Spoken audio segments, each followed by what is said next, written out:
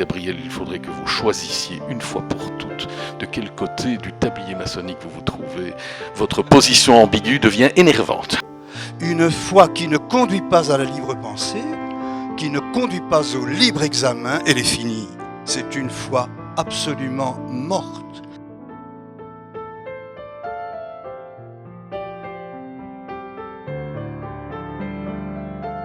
Quand on peut savonner la planche de la démocratie, quand on peut savonner la planche de la recherche scientifique sans coup férir, on est à mes yeux criminel devant les hommes.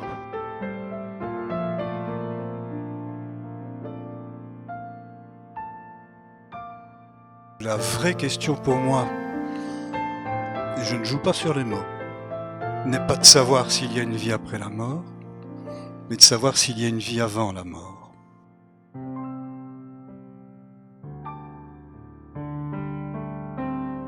Je suis vraiment contente de voir cette salle pleine. Et je sais que ce n'est pas pour moi que vous êtes là ce soir, mais pour nos deux invités, qui en fait sont 4, puisque nous avons 2 journalistes avec nous ce soir. Quand on a décidé de faire cette rencontre entre Gabriel Ringlet et Dick Hackelberg, c'est parce que ces 2 personnes, je les ai trouvées sur mon chemin, à tour de rôle, pas en même temps. Et ce sont 2 personnes que j'apprécie vraiment très très fort.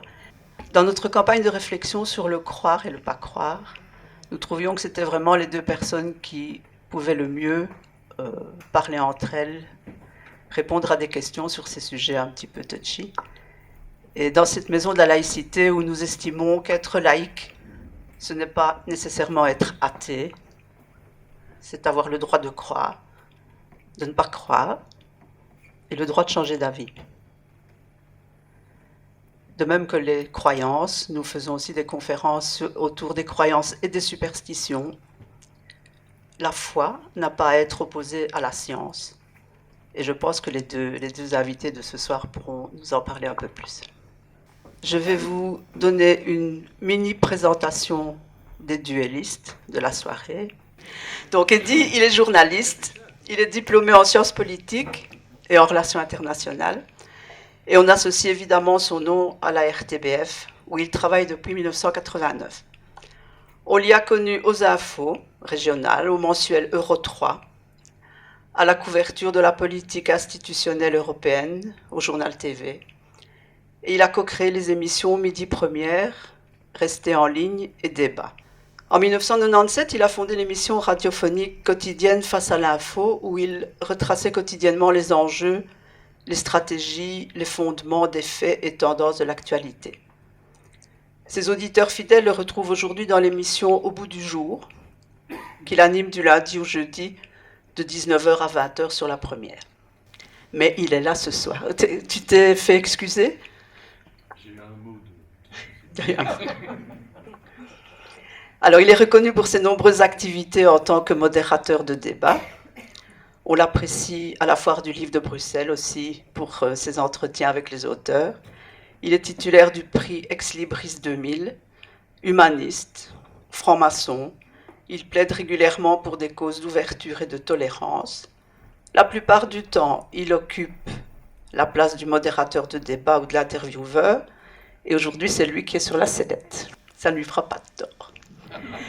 J'ai prévu, enfin c'est Gabriel qui a prévu, une petite sonnette, clochette. Si l'un ou l'autre dépasse le temps qui lui est imparti, on pourra faire du rappel à l'ordre.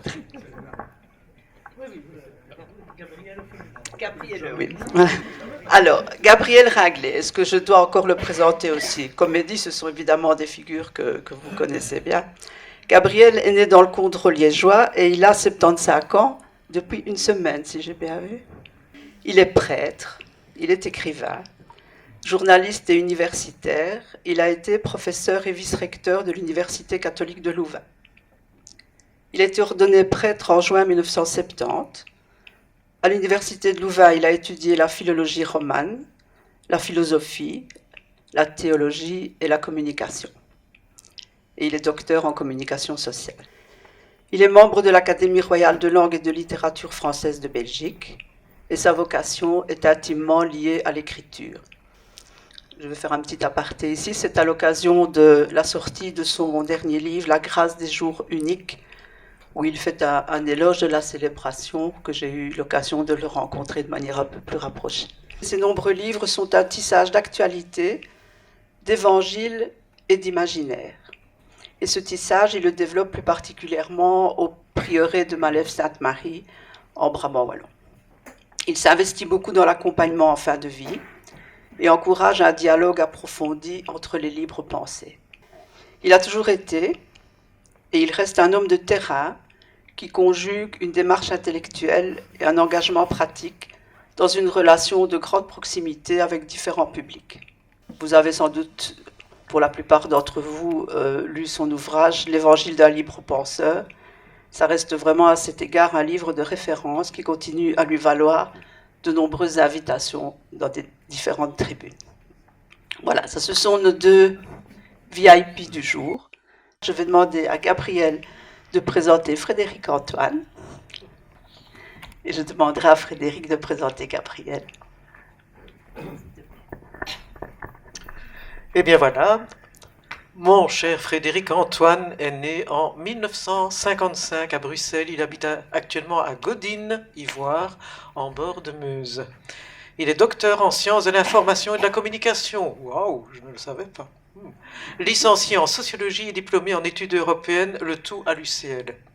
Après ses études, il a été très vite assistant mi-temps en communication et journalisme à l'UCL, où il a travaillé avec Gabriel Ringlet. Il est alors aussi collaborateur extérieur pour des organes de presse. Il deviendra ensuite membre du corps académique de l'UCL, mais gardera des fonctions de journaliste, notamment au magazine L'Appel, dont il devient rédacteur en chef en 1993. Il est toujours aujourd'hui rédacteur en chef de ce mensuel, magazine chrétien de l'actualité, qui fait sens, entre guillemets. Il terminera dans 18 mois sa carrière de professeur à l'UC Louvain. Il donne aussi cours à l'université de Namur et à l'IAD. Il préside également depuis 2010 une association française de chercheurs sur la radio, dénommée Groupe de recherche et d'études sur la radio. À côté d'ouvrages et d'articles scientifiques, il a publié en 2003 le livre « Le grand malentendu, l'Église a-t-elle perdu la culture et les médias ?» Bon, ils se sont fort rattrapés depuis lors. Chez Desclés de Breuer à Paris. Les rapports entre religion et médias sont un de ses domaines de recherche aux côtés de la socio-économie des médias et l'étude des programmes de radio-télévision. Waouh, bien, quel palmarès. Voilà, alors, l'autre Gabrielle de la soirée, la Gabrielle féminine de la soirée, donc je pense que tout le monde le sait, a été journaliste depuis 1972 à La Cité, qui était le quotidien et qui fut ensuite l'hebdomadaire du mouvement ouvrier chrétien de 72 à 95. Et puis il y a eu faillite de la publication. À La Cité, Gabriel s'occupait de l'urbanisme, d'aménagement du territoire, d'architecture, de logement, de faits de société, de vie associative, de coopération au développement et de justice.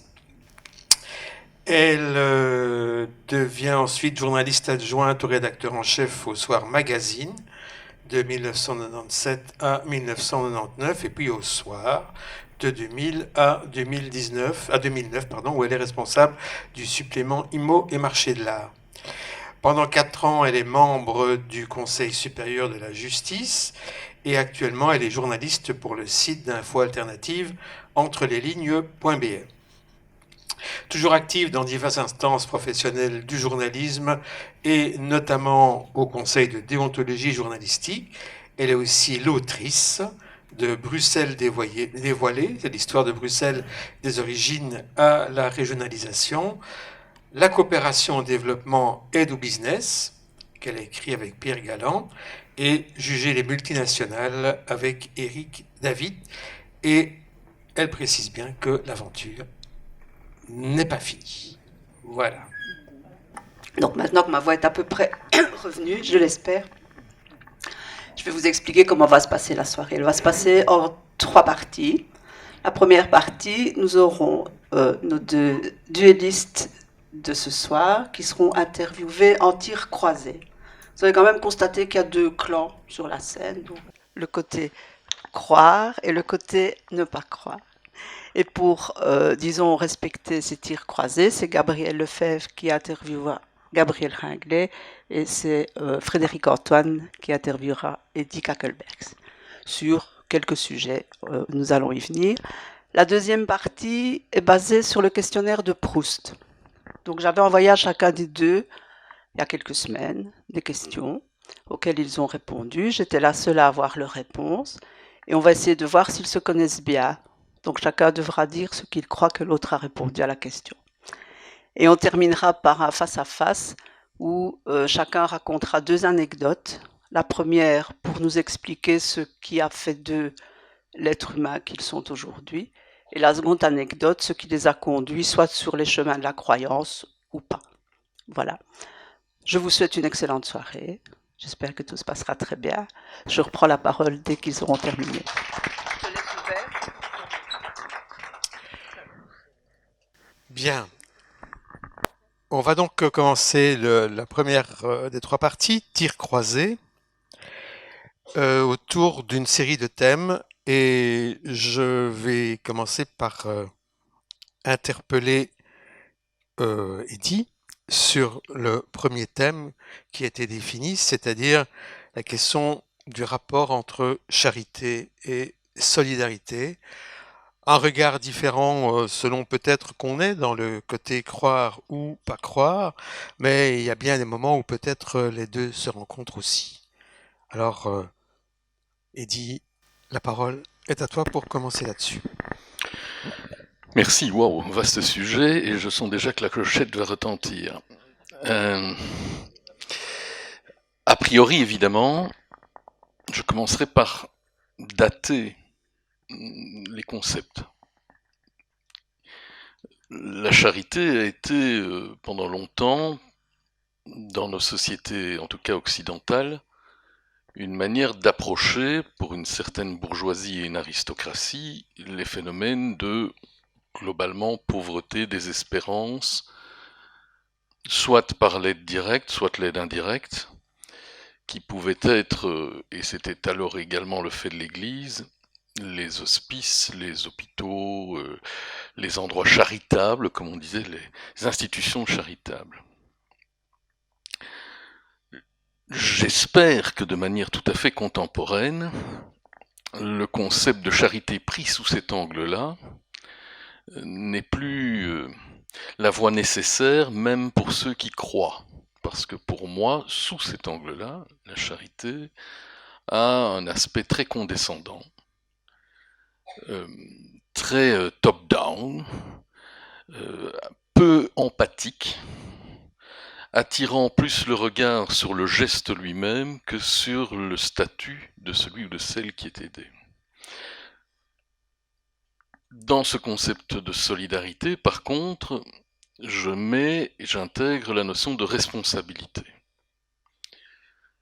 Copartagée. On est solidaire, à mes yeux en tout cas, dès lors que l'on ressent aussi l'autre comme son égal, et qu'on le prend ou la prend en considération dans ses problèmes, ses soucis, ses joies, et que l'on s'en sent solidaire. On est solidaire d'une cause, on est solidaire d'une personne, on fait sens et on fait groupe. Et à cet égard-là, la solidarité n'implique pas, a priori, de caractère hiérarchique. Ce que pour moi, la charité, dans le sens où je l'entendais, entend une hiérarchie sociale à tout le moins, entre le nanti, par exemple, ou celui ou celle qui peut, et donc celui ou celle qui est redevable de ce qu'il a reçu. Voilà, mais j'entends bien ne pas faire de caricature d'emblée, parce qu'on parle de duelliste, mais nous serons peut-être plus duettistes que duellistes. J'entends bien que je ne fais pas la caricature de ce que l'on peut, parce qu'on voit ce qu'il y a derrière, appeler la charité chrétienne par exemple. Je ne réduis pas ce concept à la seule explication que j'en donnais tout à l'heure d'une part. Le vocabulaire a parfois ses pièges. Et puis je rappelle aussi que dans les adages, charité bien ordonnée commençant par soi-même, reste sans doute bien pertinent. Donc je ne jetterai pas pour autant tous les sens de charité à la poubelle. On pourrait dire la charité est verticale et La solidarité est horizontale? Dans le champ où je l'envisageais tout à l'heure, oui. Je pense que les institutions charitables ou ceux qui pratiquent la charité ont effectivement quelque chose de l'ordre du geste qui peut être sympathique, hein. Gabriel développera mieux que moi ce qui est donner son manteau ou donner son quignon de pain, qui sont des choses bien évoquées dans la tradition chrétienne, même lorsque c'est la dernière chose que l'on possède, mais enfin dans la pratique courante de ce que l'on a pu observer, c'était effectivement une manière pour les gens installés d'avoir leurs pauvres. Et donc, sous cet angle-là, je préfère éminemment la solidarité à la charité. Mon cher Gabriel, Ah, cher Gabriel. Oui. j'aimerais te lire une parole que je trouve très très belle de Don Helder Camara. D'accord. Je nourris un pauvre et l'on me dit que je suis un saint. Je demande pourquoi le pauvre n'a pas de quoi se nourrir et l'on me traite de communiste. La charité, selon nous, selon notre observation et historiquement, n'a pas pour but de changer l'ordre des choses et surtout pas l'ordre social. Tandis que la solidarité, oui. Est-ce que tu pourrais épiloguer quelque peu à ce sujet? Mais d'abord, je vais faire un petit peu d'étymologie, parce que tout ce que Eddy a dit, c'est bien vrai, et c'est comme cela que ça s'est surtout développé au XIXe siècle, par exemple. Mais au point de départ, charité, caritas, c'est la traduction du grec agapé, c'est-à-dire affection, amour, tendresse. Donc c'est une terrible déformation, la charité au sens où on l'a parfois vécue et croisée, pratiquée, notamment du côté chrétien, c'est déjà s'éloigner du sens que le mot avait à l'origine. Et pour rendre cela très très concret, moi, il y a un mot qui fait la synthèse entre charité au sens étymologique, au sens du départ, la caritas, et la solidarité, et c'est le mot fraternité. Au tout départ du christianisme, on l'oublie souvent, cette religion, elle est née autour de la table. Tout le reste, c'est du blabla. Le christianisme, c'est fondamentalement une fraternité, c'est fondamentalement une amitié. Et une amitié qui n'a tenu le coup au départ qu'à cause de la solidarité. Autrement dit, prendre soin les uns des autres était quelque chose de tout à fait déterminant, de tout à fait fondamental. Et donc j'aime me situer du côté de la fraternité, avec ce double héritage de la solidarité évidemment, et de la charité entendue au sens tendresse et affection. Et l'ordre social des choses, alors, perturbé ou non Mais qui par dit la solidarité dit automatiquement attention à l'ordre social des choses, à toutes les échelles. Dans cette église primitive dont je dis qu'elle ne se réunissait qu'autour de la table et dans le partage du pain, il fallait entendre que les gens pouvaient donner tous leurs biens pour sauver quelqu'un qui était en difficulté. Et pas du tout justement au sens charitable du terme tel que cela est devenu. Et le mot charitable du terme manière 19e siècle, c'est vrai que ça remonte au 3e siècle à partir de l'aumône. Donc la première traduction autre que celle que je viens de dire, donc autre que affection, tendresse, et que l'on a accordé au mot charité, c'était faire l'aumône, mais au sens premier. Et puis ça est devenu faire l'aumône au sens péjoratif. Point. Eh bien, puisque nous en étions dans des précisions d'ordre linguistique, je suis chargé de t'interroger sur les dogmes. J'adore ça. Ça ne m'étonne pas. Alors je me suis précipité sur les dictionnaires pour essayer de savoir de quoi il s'agissait exactement, parce que bon, et je découvre que le mot dogme en grec ça veut dire opinion. Bon, c'est ce que j'ai Ça lu. t'a déjà surpris, hein? Ouais, oui, déjà j'étais surprise, mais c'est surtout surprise que de voir par quelle miraculeuse transformation une opinion devient une obligation de penser en passant par le moulinette de l'Église, ce qui pose quand même un petit problème. Bon, voilà, j'ai mon opinion et je l'impose, hein, ça c'est la doctrine de l'Église à peu près. Alors je me suis penché, je me dis mais quels sont les dogmes? J'essaie de me souvenir de mon catéchisme d'antan, enfin ou de cet enseignement que je me suis empressé d'oublier, bien entendu. Et je suis revenu sur ce dogme qui a été rappelé tout récemment par Benoît XVI. Je te vois déjà regarder. De triste mémoire. De triste mémoire. Ah ben oui, mais il est quand même, il est pape honoraire, quand mais il même est pape toujours émérite. pape. Émérite, hein, mais il est toujours pape. Enfin, émérite. Et donc il rappelle que la virginité de Marie, mère de Dieu, c'est un dogme, donc un dogme pour lui très très important. Marie, mère de Dieu, est cataloguée comme Immaculée Conception, ce qui nous a mis, quand on était enfant, dans des interrogations très profondes, parce que personne ne nous expliquait ce que ça voulait dire Immaculée Conception. C'est d'ailleurs Mais deux bon. dogmes pour le prix d'un seul, hein, là. Oui, oui. Deux dogmes pour le Virginité de Marie, et Immaculée Immaculée Conception. Conception. Et ça veut dire, d'après ce que j'ai pu lire, à savoir laver du péché originel, parce que mère d'un Dieu, il fallait que pour qu'un Dieu naisse, ce soit dans une femme, mais qui soit lavée du péché originel. Donc c'est un troisième dogme, c'est quoi le péché originel? C'était vraiment une enquête très intéressante, parce que ce péché, c'était en fait quoi? C'est la révolte de nos premiers parents, si j'ai bien compris. C'était croquer la pomme de la connaissance, non? Dans l'imagerie de la Bible, hein, c'est ça. Et donc, et en plus, c'est une femme qui la première cueille cette pomme. Donc pour l'Église, elle est la première pécheresse, induite en tentation par le diable déguisé en serpent. Et ça, c'est encore un dogme qui est encore en vigueur? Éclaire-moi, mon En tout cas, ce qui est cher certain, c'est que j'ai une diablesse devant moi.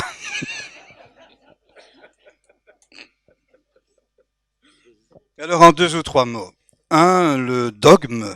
Et là, je me place, je dirais ce que moi j'en pense, mais je me place face à l'histoire. Le dogme, pour le dire de manière très vulgarisée, c'est un gros plan. C'est un coup de projecteur sur une réalité. Moi, quand j'ai fait mes études de théologie au Grand Séminaire de Liège, et j'ai gardé mes notes de cours, les syllabies de l'époque, on m'a enseigné la relativité du dogme. Ce qui paraît déjà une contradiction dans les termes. Mais dire là, et c'est pourtant très logique, la relativité du dogme, c'est dire en 1900, on met un coup de projecteur sur cela qui paraît très important comme balise. En 1950, cette balise a disparu. Donc, même si on croit à la nécessité de baliser le chemin avec des vérités très affirmées, la théologie a toujours enseigné, contrairement peut-être à certains papes, la relativité du dogme. Une petite anecdote qui dit bien un peu l'état d'esprit par rapport au dogme. J'ai fait un jour, mais nous étions plusieurs, un livre avec le cardinal Danneels. Ça s'appelle Franc-parler. C'était très original parce que pendant 6 jours d'affilée, on lui a mis 6 personnes dans les pattes, chacun sur un thème différent, du matin au soir. Donc du petit déjeuner au souper, on avait 4 fois 2 heures d'entretien, plus les repas, plus une promenade à midi. Et tout ça était enregistré. La première heure, on se contrôle, à partir de la seconde, on ne sait plus ce qu'on dit.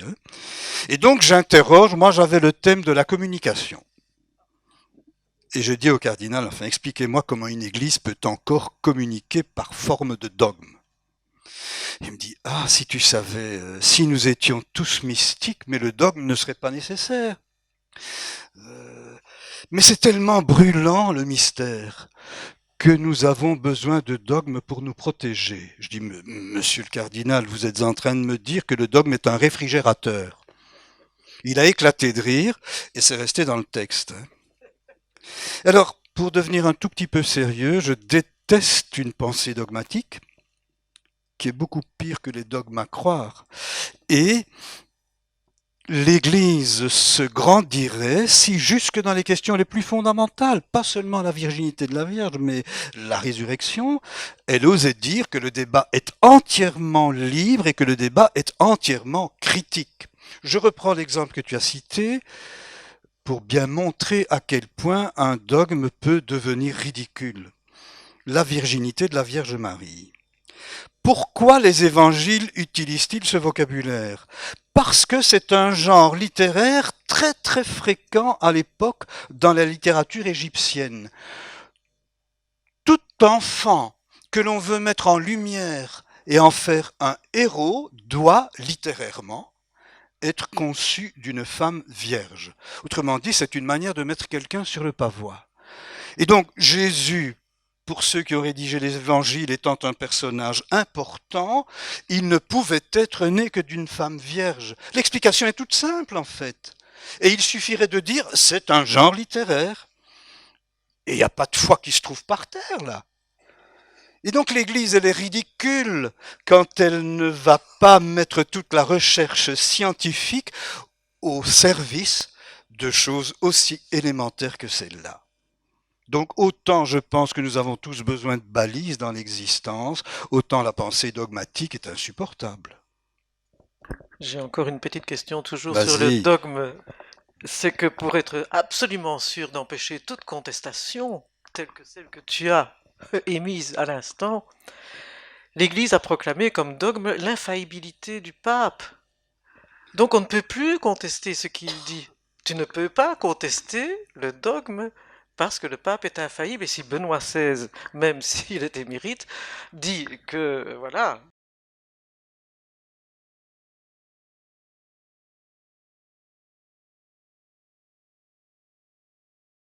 Non, oui, enfin oui si tu veux, avec Benoît, mais ça c'est une autre affaire. Mais c'est une chose magnifique, c'est une magnifique illustration ça. J'en parle très longuement dans l'évangile d'un libre penseur de la naissance historique de ce dogme-là, parce que là, c'est encore plus clair. Le Vatican, enfin le pape de l'époque a peur d'être assiégé. On voit vraiment la montée en Italie de tout ce qui va se passer.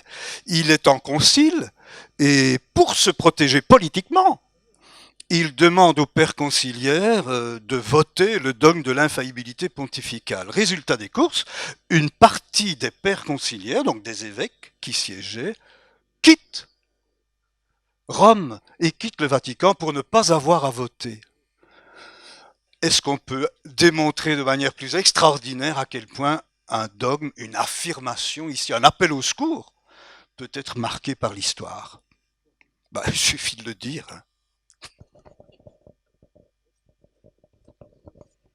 Voilà, donc on est parti du fait que l'Église était ridicule. Alors c'est peut-être une possibilité de faire l'enchaînement avec Eddie Kakelbergs, qui a déjà beaucoup réfléchi à tout ça, parce qu'il a quand même fait la postface d'un livre qui s'appelait Le Credo est-il encore crédible? Il a fait la préface d'un autre sur le croyant et le mécréant. Donc les questions du rapport au dogme, est-ce qu'il est crédible ou pas, c'est un petit peu une de ses grandes préoccupations. Donc je crois qu'on va pouvoir se délecter pendant quelques minutes là. Ah ça, je n'en sais rien, mais en tout cas, je veux bien tenter de vous offrir le plat. Alors, bien entendu,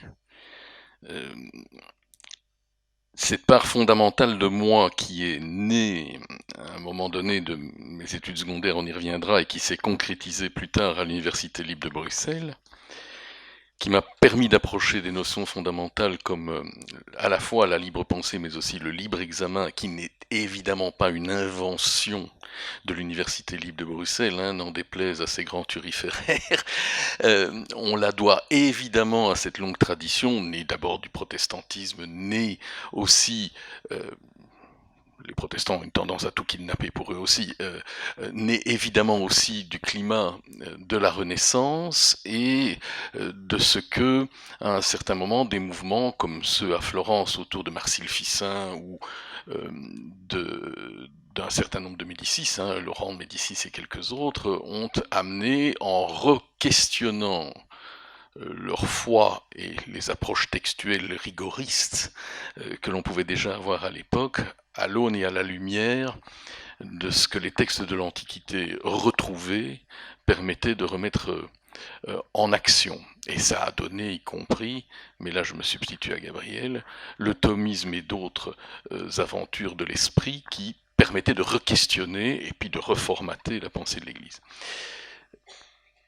Beaucoup de ceux et celles qui fréquentent l'Université libre de Bruxelles lisent très mal le fronton. Je ne m'éloigne pas, hein, parce que tant qu'à faire, chacun peut avoir ses dogmes. Beaucoup lisent très très mal le fronton de l'Université libre de Bruxelles, probablement, et ça ne va pas s'améliorer avec le temps qui vient si l'on veut bien effectivement en arriver à supprimer les cours de latin, et donc la connaissance du latin. Ils oublient de lire qu'il s'agit bien sûr là d'un scientia à long, vincere tenebras. Ce n'est donc pas la science qui vainc les ténèbres, c'est vaincre les ténèbres par la science, ce qui n'est pas tout à fait la même chose. Ça suppose un travail, ça ne suppose pas une espèce de lumière ou rationnelle d'une raison triomphante qui viendrait ainsi éclairer le monde, qui sont des lithographies bien connues du XVIIIe et du XIXe siècle. Il y a eu dans cette trajectoire historique de l'ULB du XIXe siècle des vocations à penser, sinon le dogme, en tout cas à imposer des moments très rigoureux et rigoristes. Le professeur Tiberghien, qui était un philosophe et un homme d'autorité, il y en a eu beaucoup à l'ULB, avait imposé une vision. On rappelle quand même que les fondateurs de l'ULB sont des chrétiens. Et impose une vision, et avec d'autres, dont un certain monsieur Krauss, ils vont mettre au point une tentative, on y arrivera sans doute, de réconcilier la foi et la science, qui s'appelle le kraussisme. Ça n'a eu le don de vivre que pendant quelques décennies, mais ça va à ce point imprégner la pensée de l'ULB, que toute autre pensée était jugée non seulement hétérodoxe, mais irrecevable. C'est la première grande crise de l'ULB, c'est l'affaire Dwell-Sowers. Lorsque le jeune Dwell-Sowers, qui termine ses études et doit porter son doctorat, sa thèse, dirigée par Tiberghien, il est lui tout à fait adepte de ce jeune mouvement qui naît en France autour d'Auguste Comte, le positivisme. Et le croyant, fût-il adepte du kraussisme, qu'est Tiberghien, ne peut pas recevoir, il abuse de son pouvoir pour empêcher la proclamation du résultat de la thèse et donc l'agrément donné et la possibilité d'enseignement qui serait ainsi donné à Dwell-Sowers. Et ça provoque une crise énorme à l'Université libre de Bruxelles, qui va d'ailleurs avoir pour résultat positif à terme, bien sûr que Dwell-Sowers finira par présenter sa thèse. Tiberghien et une génération sont ainsi bousculés vers la sortie en disant ce n'est plus l'ULB que l'on souhaite, et cela engendre une première réforme statutaire qui va inscrire la liberté scientifique au cœur du programme de la structure même d'une université. Donc ceci simplement pour dire que même animé des meilleures volontés du monde de s'éloigner d'un certain nombre de canons, du dogme strict, qu'à l'époque sans doute les recteurs magnifiques de l'université de Malines puis de Louvain aimaient à encenser, d'autres pouvaient tomber dans le même rigorisme stupide. Je termine tout à fait en mettant le point, en disant, cela dit qu'en ayant entendu Gabriel, j'aurais pu me contenter de répondre comme je lui ai fait un jour, lorsque je le recevais dans un milieu qui n'est pas le sien, mais qui aime à le recevoir de temps en temps. Je le recevais un midi à la fraternelle de la presse, en milieu maçonnique, quand il venait de sortir l'évangile d'un libre penseur, et j'ai terminé la séance en lui disant, Gabriel, il faudrait que vous choisissiez une fois pour toutes de quel côté du tablier maçonnique vous vous trouvez. Votre position ambiguë devient énervante. Mais je ne sais pas s'il faut conserver l'ordre des choses, parce qu'en fait, on vient d'aborder une autre question, qui est la question de la foi et de la science, qui a déjà été traitée un peu par Eddy dans sa réponse ici. Donc, je trouve que ce serait peut-être intéressant qu'on continue cette question-là, et que donc, Gabriel, tu enchaîne sur cet élément-là, quitte à ce qu'on revienne sur le point prévu après. Comme ça, on est dans la logique de ce qui a déjà été abordé. Je perturbe un tout petit peu les choses, mais ça va, c'est possible. Mais Oui. aucun problème. Ah ben mon voilà, cher ok, Frédéric. très bien. J'avais préparé mes petites notes, donc ça va. Bien. Mais pour l'instant, dans notre monde actuel, ben, on se bagarre entre foi et science un peu partout. Hein, un peu partout, un certain islam très rigoureux nous dit que mais, tout est dans le Coran, et donc la plupart des découvertes scientifiques ont été prévues dans le Coran. Il suffit de savoir le lire, bien entendu. Il faut dire que pour certains intégristes chrétiens, c'est à peu près la même chose, et que bon, Dieu a tout créé et il n'y a pas d'évolution. Donc c'est clair, c'est le créationnisme. Pour certains catholiques, bon, il y a le grand dessein, celui de Dieu, qui expliquerait notre univers. On ne peut pas aller contre cela. Par exemple, si Dieu a voulu qu'un bébé naisse, bon, ben voilà, on va pas l'empêcher, même s'il vient des produits du viol ou de la torture, etc. et tout. Et regardez ce qui vient de se passer à l'instant, enfin il y a 2, 3 jours, sous la pression des États-Unis notamment et de pays particulièrement rétrogrades. On ne reconnaît pas à la femme la possibilité d'avoir un avortement alors qu'elle a été violée dans des conditions atroces. Voilà, même ça, ce n'est plus reconnu sous la pression des religieux, qu'ils soient les intégristes américains, les musulmans les plus rigoristes, etc. et tout. Il y a de fortes pressions de l'Église catholique cette fois-ci et au niveau européen par rapport à la recherche scientifique sur les cellules souches et autres pour empêcher que peut-être les scientifiques ne fassent renaître le mythe de Prométhée. Doit-il vraiment être absolument puni parce qu'il veut ravir la connaissance? Nous en sommes là pour l'instant, alors que l'on se pensait dans une période et dans une époque où la science allait tout résoudre. Elle est pour l'instant extrêmement attaquée. Donc première question à Gabriel. Mon cher Gabriel, une fois de plus, comment peut-on admettre ces pressions de l'Église et de certaines structures de l'Église par rapport aux scientifiques et à la recherche scientifique, alors qu'il existe, et ça se passe au plus haut niveau politique européen, alors qu'il existe des conseils d'éthique, des comités d'éthique où tout peut se discuter sans passer par des interdictions dogmatiques, si j'ose dire, on en revient au dogme. Donc je ne partage pas du tout ton analyse, pour une raison toute simple, c'est que bien sûr je reconnais toutes les poches d'intégrisme, toutes les poches qui peuvent exister, toutes religions confondues, et de freins de ce point de vue-là. L'immense majorité, pour ne parler que de ma crèmerie, l'immense majorité des chrétiens est entièrement d'accord avec le fait que la science doit pouvoir tout interroger. Moi, j'étais jeune vice-recteur à Louvain lorsque je montais au créneau à la télévision, au journal télévisé, il y a longtemps, pour aller dire pourquoi j'étais tellement heureux que l'Université catholique de Louvain fasse la fécondation in vitro, fasse des recherches sûres. Donc, l'Église, ce n'est pas une partie de la hiérarchie. Une université catholique de Louvain, qui est à des années-lumière de ce que tu viens de décrire, c'est l'Église. Et donc, il y a, je trouve, dans notre société une vraie confusion sur ces questions, tant qu'on donne et on y reviendra tantôt et je m'engagerai encore plus, tant qu'on donne un tel pouvoir, alors que dans la réalité concrète, des hommes et des femmes de tous les jours, ce n'est pas du tout comme cela que ça se passe. Moi, je suis confronté, bien sûr, à des chrétiens du matin au soir. Ils sont à des années-lumière de ce que tu viens de décrire. Je parle politique, hein. Moi je parle politique, au niveau politique et de la décision politique, en fait. La décision politique de qui? Ah ben dans ce cas-ci, c'était l'Europe par rapport à la recherche scientifique et les blocages ont été avérés, et ça vient de la hiérarchie catholique. Enfin, moi, je ne peux pas imaginer. Mais pas les chrétiens de base. Je ne peux pas imaginer une seconde que l'on bloque la recherche scientifique. D'ailleurs, on peut toujours essayer. On n'y arrivera jamais. Et pour quand même répondre à la question, je vais plus loin. Je pense que la foi, elle a besoin de la critique de la science. Elle a besoin radicalement de la critique de la science. La science, plus elle est radicale, plus elle est exigeante, elle ne vient pas du tout détruire la foi.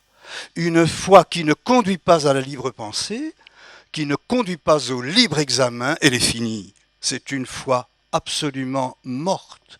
Mais par contre, où il ne peut pas y avoir confusion, c'est entre pensée scientifique et approche poétique. C'est une des plus belles discussions que j'ai eues avec Christian de Duve, qui était le scientifique que l'on sait, qui a affirmé très clairement son athéisme, jusque-y compris à la veille de sa mort, mais qui n'hésitait pas à dire que l'approche poétique était pour lui fondamentale. Et quand je lui disais que ma foi à moi est une foi de nature poétique, et que c'est cette parole qui me fait vivre, et qui n'est pas du tout en contradiction avec la démarche scientifique, eh bien nous étions fort proches et fort sur la même longueur d'onde. Voilà. Oui, mais tu n'as pas répondu à ma question. C'était quoi ta question? Ma question, c'est le politique, la décision politique, et ce sont les hiérarchies qui ont le pouvoir et qui ont des capacités d'imposition sur les parlementaires européens et de lobby au niveau de la Commission européenne, etc. Moi, je ne crois pas à cela une fraction de seconde. Pourtant, nous Et avons... si c'était vrai, Mhm. l'Église se porterait beaucoup mieux. Elle Oui. est au plancher pour l'instant, elle n'a rien à dire, c'est son drame d'ailleurs, elle n'a rien à dire à la société actuelle et ne va pas me faire croire que la hiérarchie de l'Église a quelque influence que ce soit. À la limite, ce serait plus facile. Eh bien, c'est désolé, je pourrais te détromper parce qu'il y a eu un grand colloque qui avait été organisé au Parlement européen sur ces sujets-là et ça avait été Je te donnerai la démontré, liste des etc. monseigneurs qui adorent aller se pomponner dans tous ces lieux européens et notamment à la Commission. Je ne suis pas du tout sûr qu'ils soient même envoyés par le Vatican. Bon, Ça mérite analyse. J'ai aussi une petite citation à te soumettre. Vas-y. C'est de Albert Einstein. La source principale des conflits actuels entre la religion et la science se trouve dans le concept d'un Dieu personnel. Qu'est-ce que tu en penses? Moi, je ne pense pas du tout qu'un Dieu personnel, et j'espère que je crois en un Dieu très personnel, s'oppose à quelque approche scientifique que ce soit, et c'est même pour moi presque exactement le contraire. Le Dieu auquel je crois, qui de fait est un Dieu très personnel, est un Dieu, je l'ai déjà écrit, mais je le répète ici, qui a rendu possible la laïcité. Autrement dit, en quittant son ciel et en envoyant en 1000 morceaux le Dieu auquel des générations entières adhéraient, Jésus de Nazareth, en rendant Dieu proche, en rendant Dieu fragile, en nous présentant un Dieu qui n'a pas réponse à tout, autrement dit qui est tout sauf tout puissant, a rendu possible non seulement l'autonomie de l'homme, mais la grandeur de l'homme. Alors je sais que c'est un débat que j'ai parfois dans des milieux qui ne sont pas nécessairement chrétiens. À quoi sert encore un Dieu qui n'est pas tout-puissant? Mais moi je combats de toutes mes forces le Dieu tout-puissant, qui ne me sert strictement à rien sinon à mettre des bâtons dans les roues. Mais par contre, un Dieu fragile, moi, ça m'aide beaucoup, un Dieu qui n'a pas réponse à mes questions et qui balbutie avec moi sur mon propre chemin. On a tous, je pense, et on peut l'appeler de multiples manières, besoin de quelque chose qui nous élève au-dessus de nous-mêmes, d'une transcendance. Et pour certains, ce sera Dieu le mot qu'ils mettront sous l'étiquette transcendance, d'autres pas, et c'est très très bien. Et je trouve qu'aujourd'hui, il ne faut pas avoir peur de conjuguer nos transcendances, d'où qu'elles viennent. Alors Eddy, je pense pas qu'il faut beaucoup épiloguer sur ce qui a été dit avant, parce que le débat il est déjà là et je crois qu'il y a plein de réponses à donner. Mais si je prends la dernière phrase de Gabriel Ringlet sur le Dieu fragile, est-ce que la science c'est pas l'opposé, c'est-à-dire c'est la certitude, tout est clair, tout est net d'un côté, alors que de l'autre côté rien ne l'est, ou bien est-ce que même cette science-là aujourd'hui, elle n'est pas si sûre que ça, et toutes les éléments que l'on a à l'heure actuelle remettent en cause certains acquis que on avait l'impression qu'ils étaient acquis pour toujours au niveau de la science. La démarche scientifique serait évidemment tout l'inverse de la proclamation de la fin de l'histoire de la science. L'histoire scientifique démontre que la science est un processus.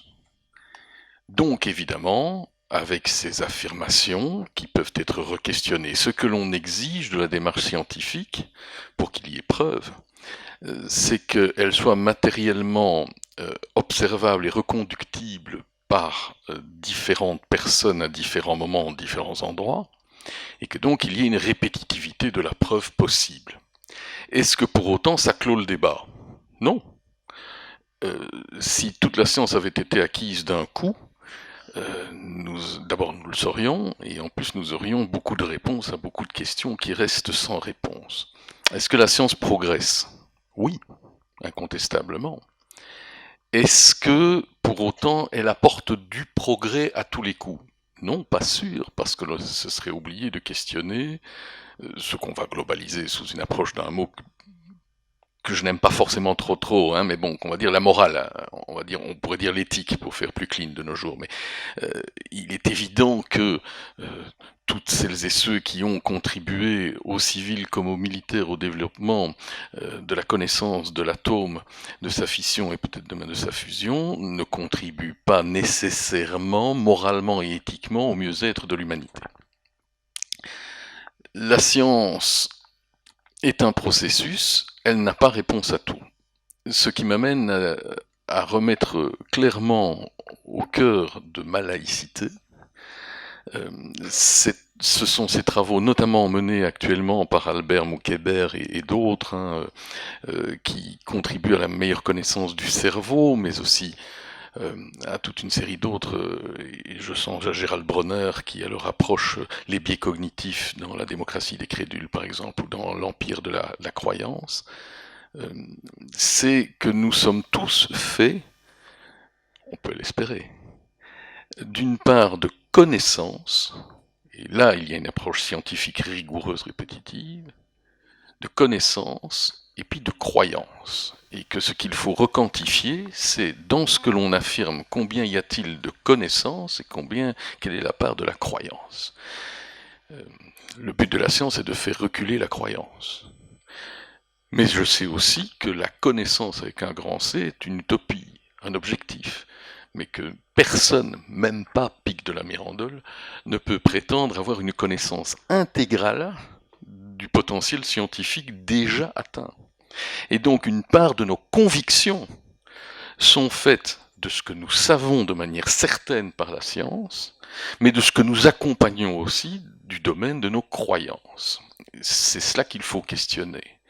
Après, la science connaît de nouveaux développements, découvre de nouvelles choses. Je sais qu'Einstein a emmerdé Einstein lui-même, en mettant au point la relativité, et même la relativité restreinte ensuite, il s'est tiré quelques balles dans le pied d'une carrière scientifique plane. Mais c'est ça aussi. Mais faire l'économie, se dire « Oh, je suis un adepte de la science, donc un adepte de la connaissance, tout dans ma réalité et ma démarche est absolument rationnel et scientifique », c'est faire un peu court, monseigneur. Nous sommes aussi le produit de nos croyances, de nos parts de croyances. Il faut les identifier. Quand l'enseignement en sera aujourd'hui convaincu, il fera dans nos métiers, puisque nous sommes quand même ici, je dirais, dans la mafia des communicants. Quand l'enseignement aura compris le poids de ce que représente aujourd'hui, à travers les nouvelles technologies, le poids de la croyance par rapport à celui de la connaissance, quand ils finiront par rendre droit à la complexité et pas à like-dislike, quand ils auront éveillé les consciences très très vite à ces risques-là, on aura inversé un mouvement dangereux, parce que par contre, je pense qu'aujourd'hui, dans l'état général de l'habilitation à la décision, les citoyens font preuve de plus en plus de croyance et de moins en moins de connaissance ou de pleine conscience. Et ça, c'est vraiment dangereux. Et on parle de croyance, mais on parle de foi ici. Alors, est-ce qu'on peut les mettre les deux sur le même pied?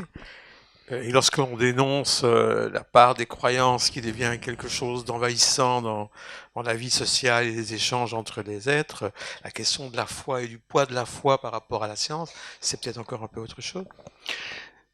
S'il s'agit de discuter de la foi telle que Gabriel Ringlet l'a définie, mais dont il reconnaîtra avec moi qu'elle peut à certains égards être un peu atypique aussi par rapport à sa grande communauté des croyants, s'il s'agit de discuter de cette foi-là, de cette foi en ce Dieu fragile que tu évoquais, je ne pense pas qu'elle pose l'ombre du début d'un problème. Et je citerai évidemment également Christian de Duve, d'une part, que j'ai eu la chance de rencontrer à quelques reprises, et notamment peu de temps avant son décès, lorsque dans son dernier opus, il était très sévère, y compris face au combat entre la science et l'éthique. Je vous rappelle que sur le problème de la surpopulation, il avait des théories que certains eugénistes ne réprouveraient pas, mais en tout cas de régulation des naissances à venir, qui n'ont pas dû faire de son titre de professeur aux universités pontificales une réjouissance pour certains monsignori au Vatican. Donc je mesure bien. S'il s'agit de cette foi-là, non, il n'y a pas de souci. Maintenant, ne jetons pas le voile hypocrite. Là, pour le coup, je ne ferai pas le duettiste avec Gabriel.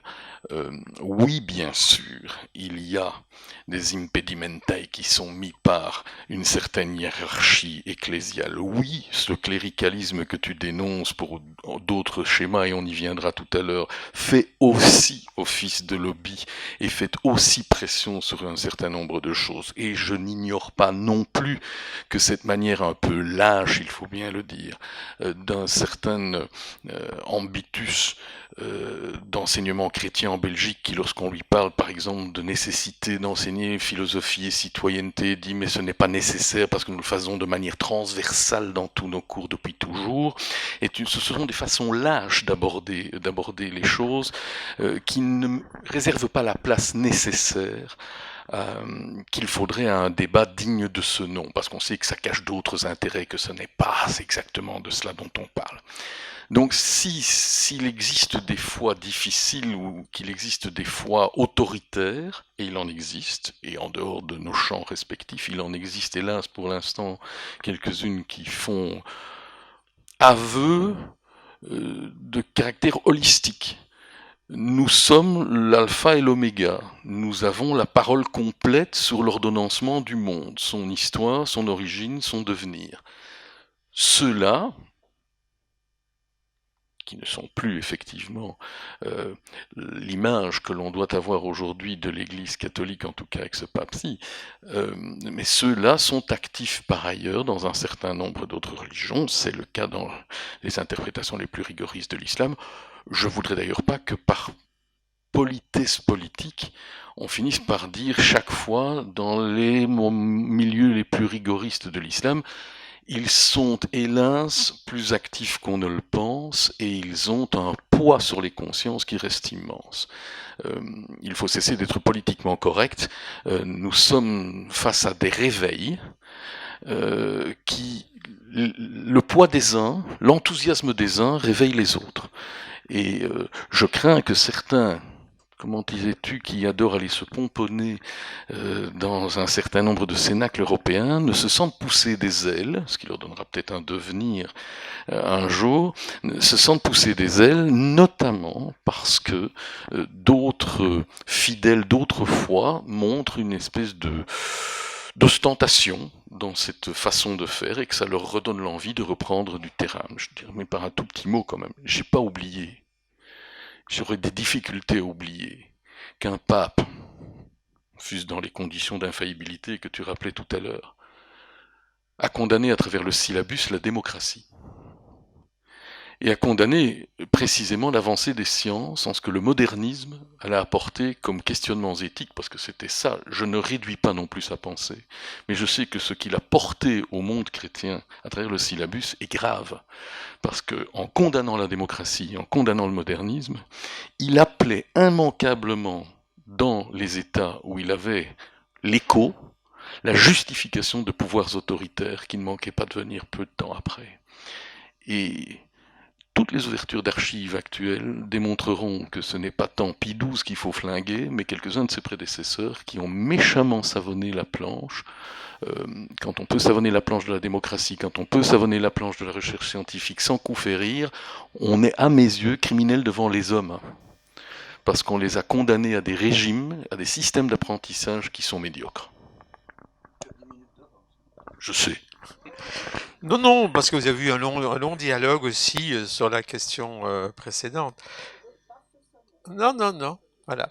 Mais je crois qu'alors on peut peut-être enchaîner sur le dernier thème de cette partie-ci, parce que les organisateurs et l'organisatrice en chef de ce duel ont vraiment voulu mettre du lourd dans la balance, vu qu'après toutes les autres questions, la question suivante, c'est la vie après la mort. Alors, pour bien terminer le premier round, c'est évidemment un élément particulièrement motivant pour un échange entre nos deux intervenants. Alors là, on peut sortir les citations, il y en a plein des caisses, mais j'en ai pointé deux comme ça. Chateaubriand qui disait, face à la mort, c'est un grand bonheur d'être chrétien pour sortir de la vie. Hein, voilà. Et de l'autre côté, Saint-Exupéry qui disait, ce qui donne un sens à la vie, donne un sens à la mort. C'est peut-être deux façons différentes d'aborder cette question. Alors, bien sûr, c'est une question qui traverse tout le monde. C'est peut-être la logique aussi. Après, la question sur science et foi, que dire de la vie après la mort, Eddy? C'est une question pesante que je ne balaye pas du revers de la main. D'abord parce que, et je fais fi de la première partie de ma vie qui était baignée dans un environnement aussi d'éducation et chrétienne et laïque, puisque chrétien par les femmes de la famille et, on va dire, agnostique et athée par les hommes de la famille. Enfin, c'est un prescrit belge assez classique. Je fais absorption de ça pour en venir à autre chose. Lorsque l'on vit les premiers deuils, à partir d'un moment ou d'un âge où on va au-delà du questionnement sur c'est quoi cette boîte en bois qu'on vient de descendre dans un trou, on envisage évidemment la douleur de la perte. Et ça questionne. Alors il peut y avoir une forme de rassurance première à se dire que l'office et la promesse d'une retrouvaille peut être un paysage rassérénant. Inutile de dire que ce n'est plus du tout, et depuis belle lurette, le cheminement de pensée que j'ai adopté. La question n'est pas tant ce qu'elle se pose pour celui ou celle qui part, au moment même où cette mort a eu lieu. Je ne suis donc pas de ceux qui pensent que ce cadavre va penser quoi que ce soit de son après. Je suis par contre convaincu que cet ex-être humain a beaucoup envisagé ce qu'était sa vie et ce qu'il laisserait dans le souvenir laissé aux autres. Et là, je rejoins plus volontiers et cette phrase classique qui dit que on vit toujours tant qu'il y a une personne sur Terre qui se souvient et nous évoque, ce qui rejoint d'ailleurs la volonté expresse qui était celle, par exemple, en Égypte, de marteler un certain nombre de cartouches pour faire disparaître jusqu'à la trace de l'existence passée, et donc rayer de la carte de l'histoire de l'humanité, ce qui rejoint le processus ignobilissime de la Shoah, qui consistait évidemment à faire disparaître toute trace de toute personne réputée n'avoir jamais existé, y compris pour d'autres déportations Nacht und Nebel, s'enfoncer dans la nuit et le brouillard, je pense que ça veut tout dire. Donc, Je pense que l'on peut mener sa vie en se disant quel sens je donne à cette vie, et je ne suis pas obsédé par ce que je laisserai ou ce que les autres penseront de moi au moment où je les quitterai, où je quitterai instantanément le règne du vivant. Je suis préoccupé de savoir ce que nous aurons pu vivre ensemble pendant ce temps que nous partagerons ici. Le reste, ce sont des questions pour les survivants. Le reste, le deuil, c'est la question de ceux et celles qui restent. C'est comment accepter la perte, c'est comment accepter de ne pas paraître fou quand on continue à dialoguer avec quelqu'un qui n'est plus là. Et ça, on le ressent, je pense, en vivant progressivement des deuils. Je termine sur deux choses. J'y reviendrai sans doute tout à l'heure. J'ai fait partie d'une génération, pour des raisons bien spécifiques qui sont liées à mon homosexualité, qui a vécu à cette époque où je devais la questionner et l'assumer, plus de deuil que de mariage. C'était le début de l'épidémie foudroyante du sida, et donc j'ai plus de ratures dans mon carnet d'adresses à une certaine époque que de rendez-vous à fixer. Première chose, ça questionne beaucoup quand même. Et deuxième chose, ce fut le deuil brutal du décès de ma mère. Ce n'était pas prévu, elle avait 65 ans, tout se portait bien, le décès fut brutal et instantané. Et je ne l'ai pas compris, et je l'ai appris à quelques mètres d'ici, parce que je vivais à Wavre à cette époque-là. Je ne l'ai pas compris et pas admis, mais je ne l'ai pas non plus interprété et replacé. Et ça a été un grand trouble pendant 5 à 6 mois dans ma vie. Vraiment. Ma mère était croyante. J'ai donc organisé les cérémonies de départ conformes à ses convictions. J'ai simplement tenu, en rencontrant les futurs célébrants de la messe, avant crémation, puisqu'elle souhaitait l'un et l'autre de ces aspects, de ne pas non plus raconter la tonne de bêtises lénifiantes qu'ils peuvent avoir tendance par moment à dire « Excuse-moi Gabriel, mais un certain nombre de tes confrères feraient bien de venir se former chez toi plus régulièrement pour éviter de nous débiter non seulement les banalités stupides qu'ils peuvent débuter, mais en plus de nous faire croire qu'ils ont parfaitement connu le ou la défunte, qu'ils n'ont jamais entrevu, pour la plupart, avant même qu'on vienne leur en parler. » Et donc, il y a cette forme d'empathie qui doit exister pour raconter le deuil et le départ, ce que tu fais merveilleusement bien, mais pourquoi? Parce que tu t'es préoccupé depuis très longtemps de ces personnes qui sont en phase de départ, mais aussi de leurs proches, et que donc c'est au moment de la vie que tu leur en parles, et pas exclusivement au moment de la non-vie. Et je pense que ça c'est important. Mais si la question de départ était « Est-ce que j'espère un jour retrouver les miens et mes chiens disparus et tout le reste en passant le Rainbow Bridge ?» Non, je poste ça pour me rassurer sur la page Facebook quand un de mes chiens disparaît. Je n'y crois pas, c'est simplement ma manière de leur dire adieu. En 2 mots, s'il te plaît bien. Je suis sous l'émotion, écoute. Parce que je te suis sur Facebook, alors je compatis évidemment. Ce sont la souffrance et la douleur est là. Mon cher Gabriel. J'ai passé mes vacances de printemps à lire le philosophe Michel Onfray. J'aime assez bien cette approche épicurienne, teintée de stoïcisme et tout ça, mais qui est très claire sur la vie après la mort. Il n'y a pas vraiment de vie après la mort, selon lui. Alors il reprend tous les anciens philosophes de l'Antiquité qui parlaient d'atomes, et nous sommes des atomes, on se forme en tant qu'humains, et puis après, les atomes se dispersent et nous disparaissons, et il n'y a plus rien. Il n'y a pas vraiment le néant. Parce qu'une autre expression, c'est avant il y a le néant, et puis après le néant. Donc pourquoi se préoccuper de ce qu'il y aura après? On ne s'était pas préoccupé de ce qu'il y avait avant, puisque c'était le néant. Mais bon, c'est un peu paradoxal, puisque s'il y avait des atomes, c'est pas le néant. Donc voilà. C'est extrêmement intéressant de dire que, puisque nous sommes faits d'atomes, nous retournons dans ce grand cosmos, cette marmite d'atomes là, qui bouge, et que ce serait ça, la vie après la mort, c'est peut-être cette vie universelle, cette vie cosmique. Je ne sais pas ce que tu en penses, Et la deuxième petite question que j'avais, est-ce que l'humain n'est rien d'autre que transmission de vie et de culture?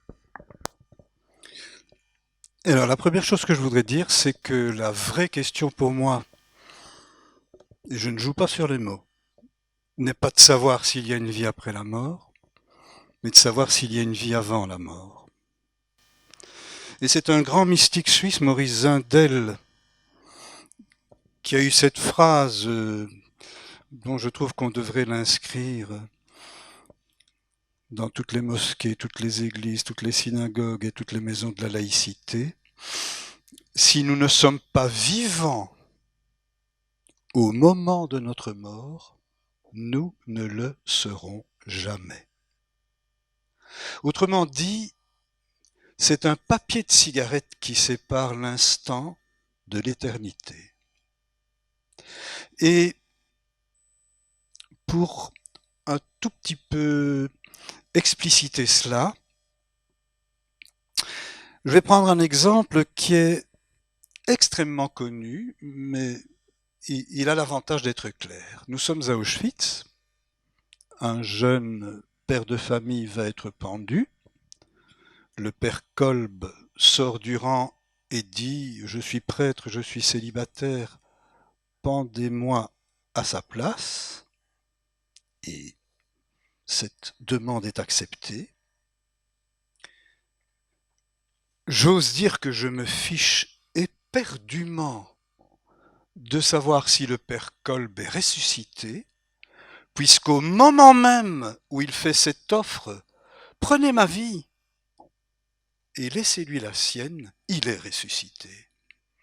Ici, c'est ce qui fait dire au romancier Jean Sullivan, il y a des ressuscités parmi nous, c'est-à-dire des gens qui, dans la vie d'aujourd'hui, ont déjà donné une éternité à cette existence-là, et nous ne les voyons pas. Ça, c'est ma première réflexion. Maintenant, je pense quand même que, pour répondre et aller quand même au cœur de la question, je dois dire à quel point ma vision de l'au-delà, ma vision de la vie après la mort, est totalement sémite, hébraïque, et pas du tout gréco-romaine. Si je fais bref, dans le gréco-romain, on dit il y a le corps et l'âme, le corps meurt, l'âme s'envole. Quel drôle de couple, hein. On attend la mort de l'un pour enfin mettre les voiles. C'est pas du tout la vision sémite et donc la vision dans laquelle Jésus a grandi. Pour la vision sémite, le nefesh, que nous avons traduit par âme, mais qui veut dire la puissance vitale, qui littéralement se traduit par l'appétit de vivre, la tradition sémite dit « l'appétit de vivre ne meurt pas avec la mort ». Il y a en nous un diamant, il y a en nous un noyau qui ne meurt pas, quel que soit notre mode de disparition. Et ce qui m'a beaucoup touché, j'ai eu des discussions avec de Duve là-dessus, précisément, qui disait mais c'est très complexe, un être humain, et il se peut que nous ne soyons qu'au tout début de ce que peut être le devenir d'une existence. Et alors pour terminer, je voudrais simplement prendre une image, parce que moi je travaille beaucoup par image poétique, y compris pour exprimer ce genre de réalité-là. Je prends une sculpture de Rodin, par exemple le baiser de Rodin. Il est en train de sculpter ce qui va devenir une œuvre d'art exceptionnelle dans l'histoire de l'humanité et dans l'histoire de la culture. À quel moment s'est-on trouvé devant le baiser de Rodin? Quand a-t-on quitté le bloc de pierre qu'il était en train de sculpter pour dire « voilà le baiser de Rodin ». À quel moment, mais je pousse un peu, l'âme est-elle entrée dans le corps du baiser? Eh bien, moi je laisse la question en suspens dans ces termes-là. je n'exclurai pas qu'il y ait en nous quelque chose qui ne meurt pas. Et au-delà simplement de la mémoire de ceux qui restent. Alors est-ce que c'est rejoindre le grand champ des atomes ou est-ce que c'est un autre chemin sur lequel Dieu dut rester ouvert? 3 petits points.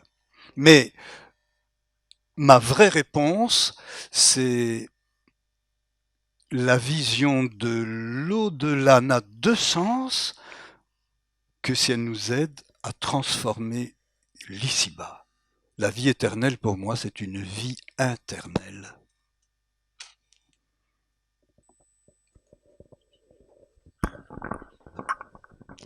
Vous comprenez pourquoi c'était ces deux-là que j'avais envie d'avoir ensemble. Ça, c'est tout à fait Pleugen, l'association dont je suis la présidente. Pleugen a été créée justement pour que des personnes pareilles se rencontrent, puissent parler de choses qui les séparent au départ et se quitter copains. Moi, c'est ma position dans la vie, c'est qu'on peut discuter de tout, on peut avoir des idées totalement paradoxales, totalement opposées, en parler, discutailler jusqu'au finish et se quitter copains. On n'est pas tous obligés de tomber d'accord sur les sujets.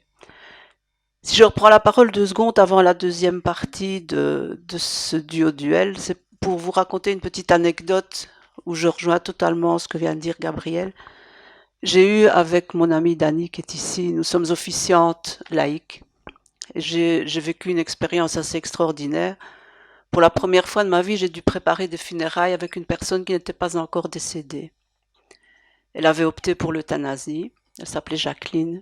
Elle avait 82 ans. Elle était atteinte vraiment d'une maladie dégénérative qui la faisait beaucoup souffrir. Et se retrouver face à quelqu'un qui va mourir le lendemain à 18h et qui, avec vous, veut organiser la manière dont elle va s'en aller, ça laisse des traces. Et cette personne, quand vous êtes officiant laïque, vous n'avez pas à faire part aux personnes de vos propres croyances ou non-croyances. Vous êtes là avec votre oreille bienveillante et vous venez pour entendre ce que veulent les gens. Et c'est elle la première qui a abordé la chose de la vie après la mort et qui nous avait dit ceci à Dani et moi. Et ça me reste toujours, ça fait un peu plus de 6 mois que ça s'est produit. Elle m'a dit ceci: j'espère qu'il y a quelque chose après, mais avec Dieu j'ai un petit souci, parce que je vais devoir lui demander demain à 18h de regarder ailleurs. Déjà c'est quelque chose qui m'avait beaucoup ému, mais j'aimerais vraiment qu'il y ait quelque chose après, parce que j'ai envie de rencontrer Jacques Brel. Et donc, ce qu'on a choisi pour elle comme musique, c'était J'arrive de Jacques Brel. C'est ce qu'on a passé au crématorium. Voilà, je voulais juste vous partager cette expérience. Ça dit énormément sur la laïcité qu'on veut pratiquer au quotidien, qui est une laïcité de respect des opinions des personnes et qui est une laïcité d'ouverture surtout vers les autres, surtout les personnes qui ne pensent pas toutes de la même manière. Moi, je pense que si on n'est pas capable aujourd'hui de faire des ponts entre des opinions qui peuvent rester très très différentes, on va vraiment vers une planète qui va s'autodétruire dans la stupidité, dans la haine. Quand je vois encore ce qui s'est passé, ça me perturbe très très fort pour l'instant, ce qui s'est passé récemment avec plus de 250 morts, 500 blessés. Simplement des lieux de culte qui sont attaqués au moment de Pâques. Je pense que c'est la pire chose qui puisse même s'imaginer dans un cerveau humain. Qui est-on pour se dire « je vais aller me faire péter la gueule au milieu de gens qui sont en train de se recueillir et de prier ». Là, je dois simplement vous avouer que je ne comprends pas un humain capable de ça. Ça me passe tout à fait au-dessus de la tête. Voilà, donc moi, j'œuvre avec tous mes amis laïcs pour essayer d'avoir des moments comme aujourd'hui, des moments de bienveillance. Je sais bien que ces deux-là ne tomberont jamais d'accord, je l'espère, sur des choses fondamentales, sinon ils ne seraient pas des différents, mais ils sont aussi des semblables. Et je sais qu'à travers tout ce qui les différencie, ils s'apprécient mutuellement sans se faire de cadeaux. Donc on n'est pas ici à un spectacle préparé, et je comptais sur eux pour être tout à fait honnête. La deuxième partie maintenant va être relativement brève. On va essayer de faire un petit peu vite. Donc, Frédéric et Gabriel, ont chacun 6 petits panneaux, recto verso. Ce sont les réponses qui ont été préparées par nos duellistes sur les questions du questionnaire de Proust dont je vous parlais tout à l'heure. Et on va demander maintenant à chacun d'eux ce qu'il imagine que l'autre a répondu à cette question-là, en faisant bref. Et immédiatement, on montrera les réponses que vous aviez faites individuellement à ce genre de questions. Allez-y, c'est Gabriel qui commence. Voilà. La question est la qualité que je préfère chez les hommes. Alors, mon cher Eddy, que crois-tu que Gabriel a répondu à cette question? Pour ma part, ouais, Vas-y. Pour ma part, j'aurais pensé quelque chose comme l'écoute ou l'empathie. Mon cher Gabriel, que crois-tu que Eddy a répondu à cette question? Moi, je me suis dit qu'il avait peut-être répondu l'entrée en résistance, ou la résistance. La réalité est que Eddy a répondu l'altérité et Gabriel a répondu l'inquiétude. Alors, la deuxième question, c'est la qualité que l'un et l'autre préfèrent chez les femmes. Donc, mon cher Gabriel, que penses-tu que Eddy a répondu à la question la qualité que je préfère chez les femmes? J'ai imaginé le courage secret. J'aurais pu. Et alors, mon cher Eddy, quelle est la réponse que Gabriel a apportée à la question la qualité que je préfère chez les femmes? J'aurais pu imaginer qu'il dise la beauté, mais je me suis concentré en me disant il a dû peut-être dire la patience. Ah. Alors, la réponse que Gabriel a apportée à la question, c'est l'inquiétude plus encore. Il avait déjà répondu l'inquiétude pour les hommes et l'inquiétude plus encore pour les femmes. Mais alors, la réponse que Eddy a apportée à la question, c'est la qualité que je préfère chez les femmes, c'est la persévérance.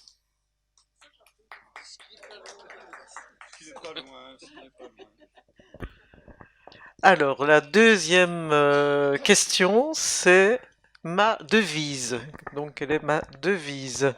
Alors, mon cher Eddy, que crois-tu quelle est la devise de Gabriel? Eh bien, j'avoue avoir scruté ses intentions, comme on dit chez moi, et m'être dit être libre. Mon cher Gabriel, que crois-tu être la devise de Eddy? Ainsi ne soit-il pas. Eh bien, c'est pas mal. La devise de Eddy, c'est Esto quod es, sois ce que tu es. Et la devise de Gabriel, c'est il faut écrire avec ses vides contre ses pleins. C'est une citation de Salah Stétier. Question suivante. Ce que l'un et l'autre détestent le plus. Alors, mon cher Eddy, quel est ce que Gabriel déteste le plus? Le cléricalisme. Et Gabriel, qu'est-ce que Eddy déteste le plus? Le cléricalisme laïque. Alors, eh bien, Eddy a mis dans le mille, donc c'était le cléricalisme, mais ce que Eddy déteste le plus, c'est la lâcheté. La question suivante, c'est la faute qui m'inspire le plus d'indulgence. Alors, mon cher Eddy, que crois-tu que Gabriel a répondu à ça? Quelle est la faute qui lui inspire le plus d'indulgence? C'est difficile, hein, parce que d'imaginer le secret du confessionnal, c'est quand même quelque chose de l'ordre de la violation de tes droits, cher Gabriel. Donc, je me suis dit que c'était probablement la faute que l'on reconnaît.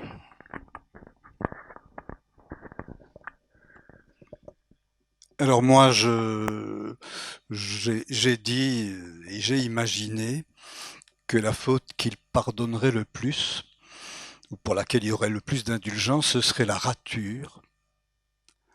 Parce que je suis très très marqué par le philosophe qui m'a vraiment marqué tout au long de mon chemin, qui est le philosophe du récit, Paul Ricoeur, qui a dit, et c'est typique à redire à notre époque, nous devons garder trace de nos ratures. Nous devons avoir beaucoup, beaucoup d'indulgence pour nos ratures. J'imaginais bien qu'il puisse penser cela. Alors, la réponse de Eddie, c'est la faute donc, qui inspire le plus d'indulgence est celle qui est reconnue par son auteur. C'est pas loin, hein? Et la réponse de Gabriel, c'est la fausse note, même quand nous chantons bien, ça peut nous arriver. Question suivante. Quel est le fait historique qui vous a le plus bouleversé? Donc, Gabriel, que penses-tu? Quel est le fait historique qui a le plus bouleversé Eddie? Oh, il y en a beaucoup, hein, à mon avis, mais peut-être à cause de l'actualité, j'ai pensé au combat de Martin Luther King, qui me paraît plus urgent que jamais. Ça aurait pu être beau, ça. Moi, j'ai imaginé, connaissant la part d'investissement que tu y as eu de manière majuscule, la marche blanche. Ah, ça aurait pu être aussi. Alors, Gabriel a répondu, le fait historique qui m'a le plus bouleversé, c'est le jour où, en plein camp de Buchenwald, un résistant aveugle qui était Jacques Lucéran s'est levé et a récité Rimbaud et Baudelaire, et petit à petit, dans toutes les langues, des voix se sont mêlées à la sienne. Et Eddie a répondu, le fait historique qui m'a le plus bouleversé, c'est la Shoah. Oui. Question suivante, mais ça nous ramène à un point de notre débat. La question est comment j'aimerais mourir? Ah, alors, Gabriel m'a déjà soufflé la réponse tout à l'heure, puisqu'il l'a dit, mais il l'a dit à plusieurs reprises déjà dans tant d'interviews. Je me suis dit que, outre le fait de vouloir mourir sereinement, tu aurais dit le plus vivant et le plus dépouillé possible. Et en général, tu rajoutes ayant encore du boulot. Alors moi, j'ai noté pour Eddie en point d'interrogation.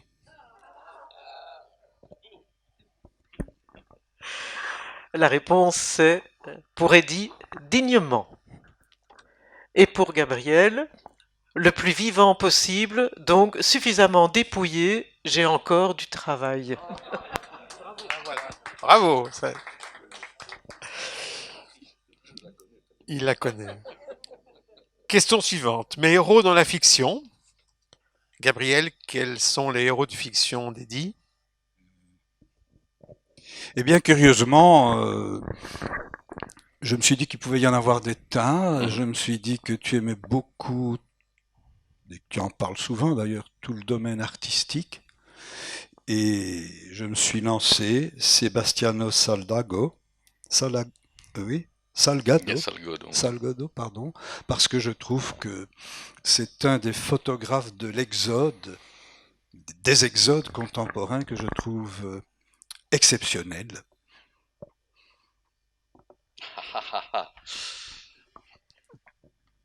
Et alors, je te fais déjà l'aveu qu'en fait, j'en ai choisi plusieurs pour toi et que tu pourrais en choisir plusieurs pour moi, hein, mais toi en tête, je t'ai entendu un jour blaguer. Alors, dans quelle mesure est-ce vrai? Tu as dit que ton héros de fiction préféré, c'était Abraham, parce qu'il avait eu un fils très très vieux et que ça te laissait encore plein d'opportunités. C'est exactement ça. Voilà. Donc, et par contre, Eddie lui a répondu Sébastien de Belle et Sébastien ou Zénon dans l'œuvre noire ou Jean Barrois. Voilà. Juste un mot, parce qu'il faudrait quand même comprendre. Belle et Sébastien, j'imagine que vous devinez, parce que l'amour des chiens et des espaces de montagne. Zénon, on pourrait en discuter pendant des heures tout à l'heure au bar. Jean Barrois, c'est fondamental. C'est la lecture qui a bouleversé ma vie. Quand je disais tout à l'heure que à l'école secondaire, il y a un tournant dans ma vie, c'est à travers ce livre. Roger Martin Dugard a écrit témoignage d'une époque, mais qui reste pour le plus gros, je pense, le témoignage de ce que nous traversons dans nos vies lorsque le doute s'y installe. Il n'y a qu'une seule chose que j'espère, c'est que à l'article de la mort, je ne ferai pas la réécriture du dernier chapitre de Jean Barrois. Je ne me reconvertirai pas. La question suivante, c'est le pays où j'aimerais vivre. Alors, Parce que je sais qu'il a une affection très forte, je dirais le Québec. C'eût été possible. C'eût été tout à fait possible. Alors le pays où je crois que toi tu aimerais vivre, ou tu aurais aimé vivre, je vais peut-être mélanger deux questions. C'est le pays de folie ou le pays d'utopie d'Erasme et de Thomas More. Sachant que utopie, ce n'est pas ce qui n'arrivera jamais, mais le déplacement du regard. Et je trouve qu'une de tes grandes qualités, notamment quand tu interviews, c'est que tu déplaces le regard. Là où on attend que le journaliste pose la question, tu déplaces et on entend mieux ton invité encore.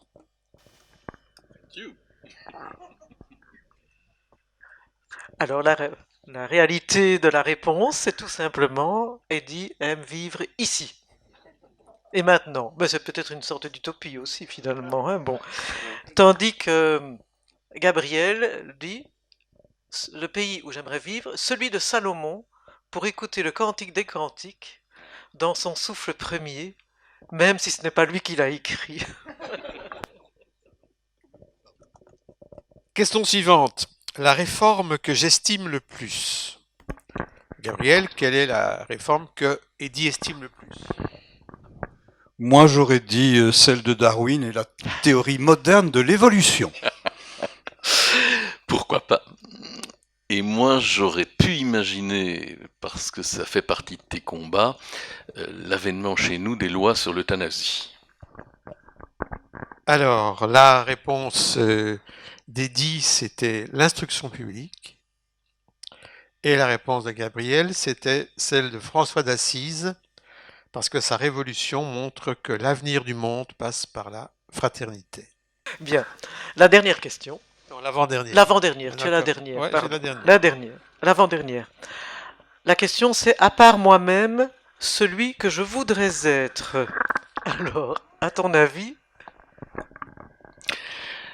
J'ai longuement hésité, Gabriel. Alors je me suis dit que tu aurais pu répondre, à part moi-même celui que je voudrais être, tu aurais pu répondre une femme, parce que je sais que ça fait partie des mystères que tu questionnes beaucoup. Et alors je me suis dit peut-être, parce que j'ai particulièrement apprécié la lecture de la conférence que tu as donnée à son propos, Dietrich Bonhoeffer, mort à Flossenburg, parce que, comme tu évoquais le Kolbe tout à l'heure, il fait partie de ces gens incroyables, rentrés en 1939 pour vivre et résister au nazisme et aller jusqu'au sacrifice final dans la résistance. Je me suis dit que ça aurait pu peut-être être celui que tu aurais aimé être. C'est très possible, c'est vrai, vraiment. Et ça reste une personnalité qui me marque fondamentalement. Alors Eddie, moi, j'ai tout simplement pensé, tu pensais à une femme pour moi, j'ai pensé à une femme pour toi.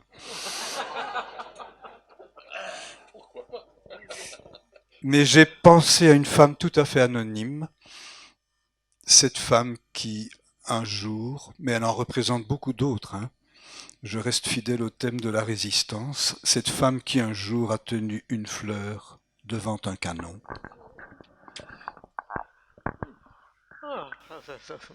Méditons. Mais la réalité, pour Eddie, c'est Robert Badinter. Et pour Gabriel, c'est le docteur Mukwege, parce qu'il allie compassion et résistance. La Bible salue les réparateurs de brèches. Je voudrais juste donner un mot à propos de Badinter. Non seulement, évidemment, pour le combat qu'il a mené, évidemment, et qui a abouti contre la volonté populaire à l'abolition de la peine de mort, qui est un acte de courage digne de celui d'une Simone Veil des années avant, montant évidemment à la tribune de l'Assemblée nationale sous les insultes et les injures et les lazis antisémites.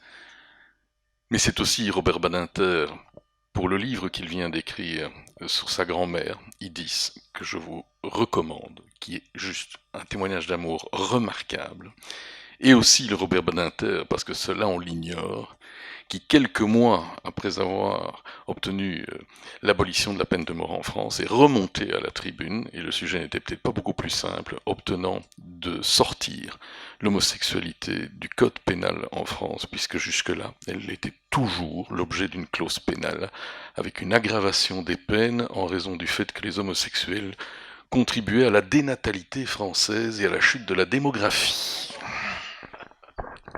Alors pour clôturer cette deuxième partie, il fallait une question qui se rapproche de ce qui se passe devant vous ce soir. Et donc la question, c'est ce que j'apprécie le plus chez mon duelliste du jour.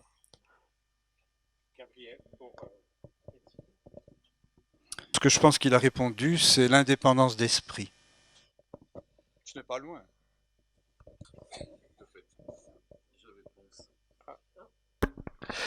J'avais pensé pour ma part effectivement te concernant par sa libre pensée, donc on est et sa disponibilité. Donc voilà, tu vois, on n'est pas loin. Donc la réponse, sa disponibilité, c'est ce que Eddy voilà, apprécie le plus chez Gabriel, et Gabriel, ce qu'il apprécie le plus chez Eddy, c'est sa capacité à saisir chez chaque interlocuteur la parole qui lui est propre. C'est un petit peu déjà ce qu'il avait évoqué précédemment. Ah, ils sont forts, hein, ils sont forts. Ils se connaissent un petit peu quand même. Et donc maintenant, comme il est déjà près de 21h, chacun va nous donner une anecdote ou nous faire part d'un ressenti qui a construit l'homme qu'il est et peut enchaîner avec ce qui a pu le conduire soit sur le chemin de la croyance et devenir un homme d'église ou sur le chemin du grand laïc que nous connaissons chez Eddy. Donc on prend les deux. On peut faire dans la filée, oui. Bon, est-ce qu'on peut construire son identité d'homme quand on est petit garçon?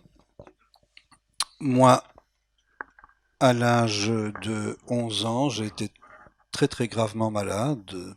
Donc j'ai dû quitter l'école primaire pendant 1 an pour une très grave maladie pulmonaire. Et comme la médecine à l'époque n'était pas ce qu'elle est aujourd'hui, j'ai dû rester en chambre pendant de très très très nombreux mois tout seul. Mes parents travaillaient, je les voyais bien sûr, ils étaient les seuls à pouvoir me rejoindre, donc aucune visite.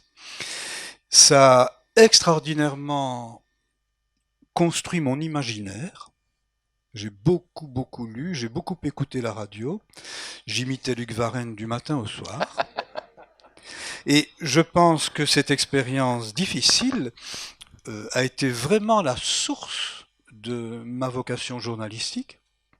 Ça, j'en suis même quasi certain, de ma passion pour la littérature et pour la fiction, et aussi, sans doute, ce qui m'a conduit sur ce chemin-là, l'attention à la souffrance, et d'être d'abord pendant 10 ans aumônier d'hôpital, et aujourd'hui de beaucoup travailler du côté de la fin de vie, des soins palliatifs et de l'euthanasie.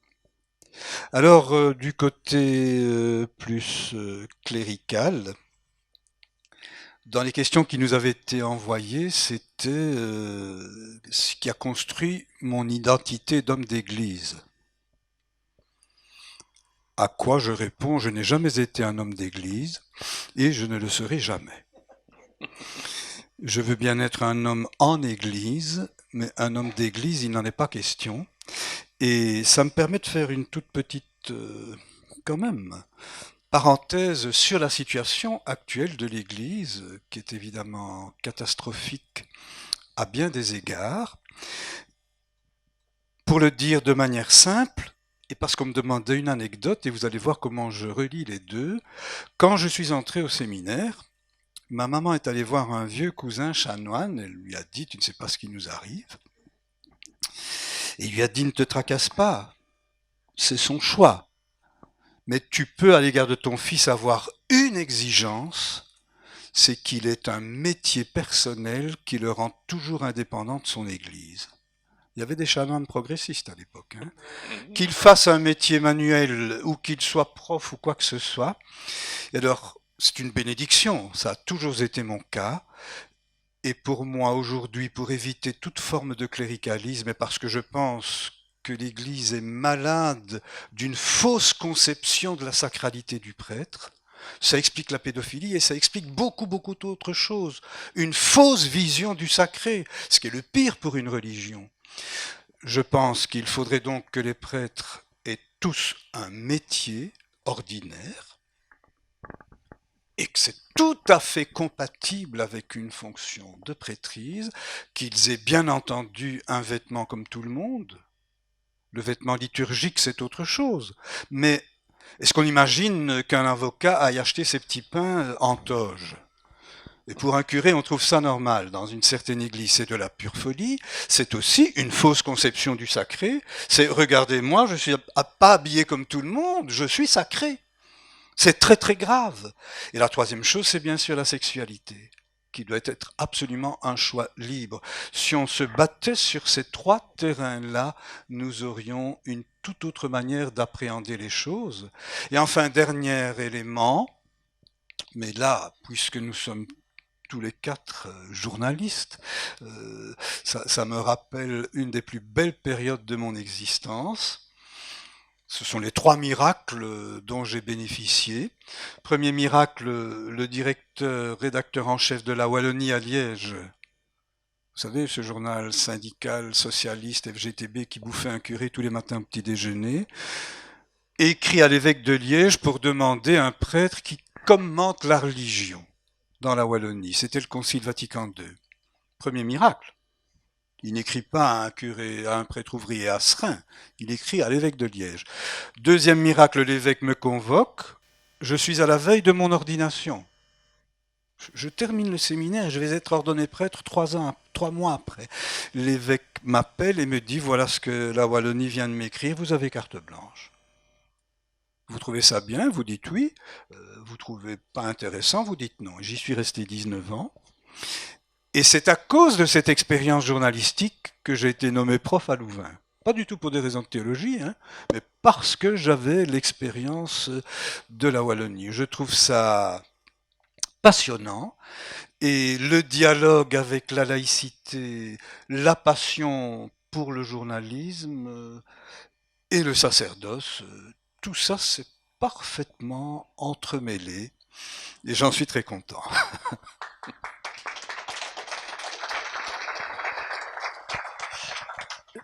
Si nous en étions encore, cher Gabriel, au moment précédent, je me serais permis ironiquement de te demander, j'espère que tu es resté syndiqué.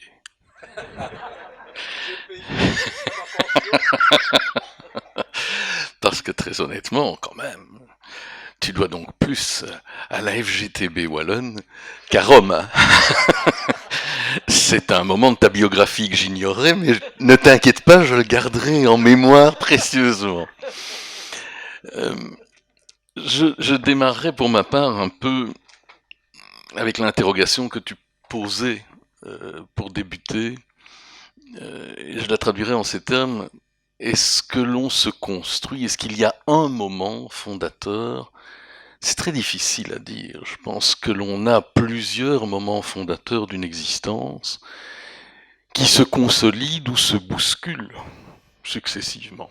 Alors, il est évident que être enfant unique d'enfant unique, devoir remonter à la phase des grands-parents pour, de part et d'autre, trouver des fratries beaucoup plus élargies, ça construit certainement, singulièrement, c'est une autre forme en quelque sorte de singularité. Non, je n'étais pas, pour les raisons qui étaient les tiennes, enfermé pour des raisons médicales dans un isolement, mais enfin, cela crée quand même une forme d'isolement qui, et là je te rejoins, nourrit l'imaginaire. Je pense que j'ai trouvé au départ bon nombre de mes amis dans les livres. Ce qui donne, après coup, beaucoup de relief. Au moment où, passion du théâtre aidant, j'ai découvert Nietzsche par le théâtre. Parce que il y avait autour d'un merveilleux homme, acteur, metteur en scène, qui à ce moment-là animait le minuscule théâtre au Palais des Beaux-Arts, il y avait eu une représentation d'Ainsi parla Zarathustra de Nietzsche. Alors là, je suis à l'université, tu vois, j'ai un peu bousculé le tempo. Et je trouve dans cette réflexion des phrases qui vont m'aider avec d'autres en amitié forte à créer un vrai réseau fraternel. Et peut-être que j'ai été y chercher, en quelque sorte, les frères que je n'avais pas. C'est un autre moment important.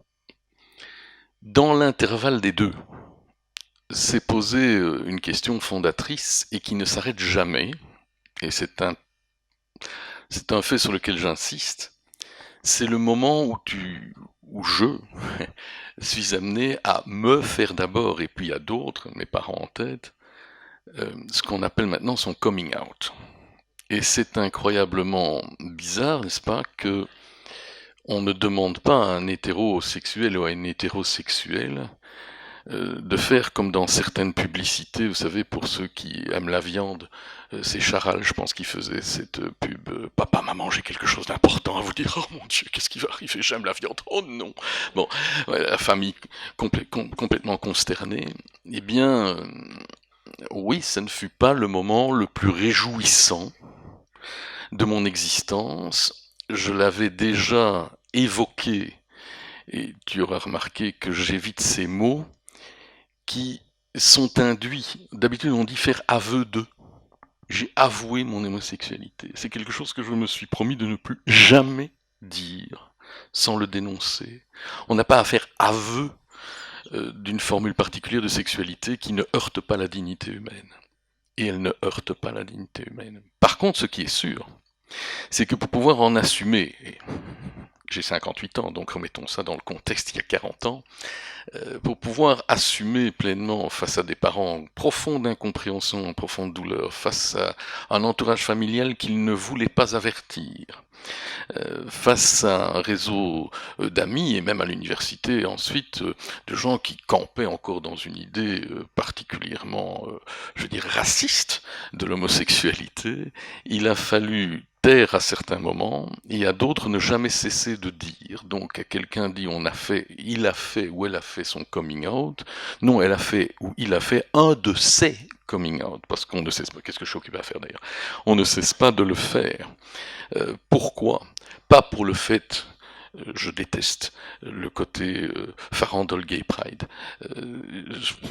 ça ne m'intéresse pas vraiment, mais au-delà de ça, c'est pas ça dont il s'agit, c'est que, et fort heureusement ça a évolué, mais il a fallu quand même pendant ces 40 années que pour que je puisse afficher face à mon entourage, face à mes proches, dans la rue, au restaurant, de manière banale, pourquoi pas ici ce soir, pour que je puisse vivre à côté de mon ou mes compagnons successifs, et pour ceux qui pensent que l'homosexuel a d'office une vie débridée, remettez vos fantasmes au placard, ça fait 20 ans que je vis avec le même. Mais pour avoir le droit de me promener en rue, d'avoir des gestes de tendresse ou d'attention, sans soulever ni les colibés, ce dont je me fous éperdument, ni la haine, ce dont je me fous beaucoup moins, il a fallu beaucoup de combats. À titre personnel, pas d'héroïsme particulier, hein, il a fallu simplement arriver à assumer. Mais j'ai le souvenir, quand même, que dans cette bonne ville de Wavre, lorsque, avec mon compagnon, nous y étions établis, ça ne plaisait pas franchement à une partie de l'establishment de voir les PD s'afficher, même si nous n'étions pas les seuls de la ville et pas les seuls commerçants de la ville, ça jasait beaucoup. Et je sais aussi qu'au moment de mon entrée en maçonnerie, ayant questionné mes parrains sur le sujet, puisque dans le document que j'avais à remplir, il y avait une question embarrassante. La question était libellée comme suit. Son épouse ou sa compagne sont-elles au courant de sa démarche et comment l'apprécient-elles? J'ai donc téléphoné à mes parents en disant « Il n'y a que deux solutions. Ou la question ne s'adresse pas à moi et je n'y réponds pas, ou elle s'adresse à moi et est-ce que je peux raturer le dit texte pour mettre au masculin ce qui y figure au féminin ?» Et après mûre réflexion, connaissant sans doute leur entourage, ils m'ont répondu à l'américaine « Don't ask, don't tell. Si on ne te le demande pas, tu n'y réponds pas. » Ce que je regrette d'avoir fait. Et après coup, ça n'a pas forcément fait pousser des ailes de plaisir, pendant quelque temps, à certains dans le Cénacle et dans le Sérail.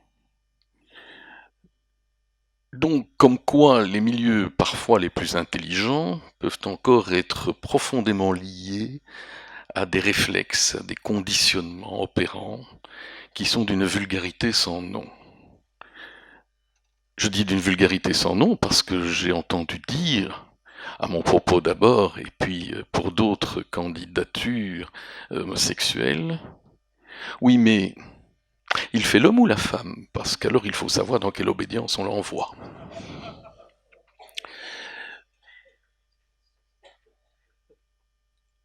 Pour celles et ceux qui dans la salle se sentiraient concernés, je rappellerai également qu'il a fallu se battre longuement pour que dans les textes réglementaires de bon nombre de loges maçonniques, on enlève ce produit bizarre qui consistait à dire que pour les réunions que l'on appelle blanches, hein, tu connais puisque tu y as déjà été convié comme conférencier, mais donc ce moment où l'on invite des non-membres à nous rejoindre, y compris des personnes de la famille potentiellement, le texte disait « Ils sont admis,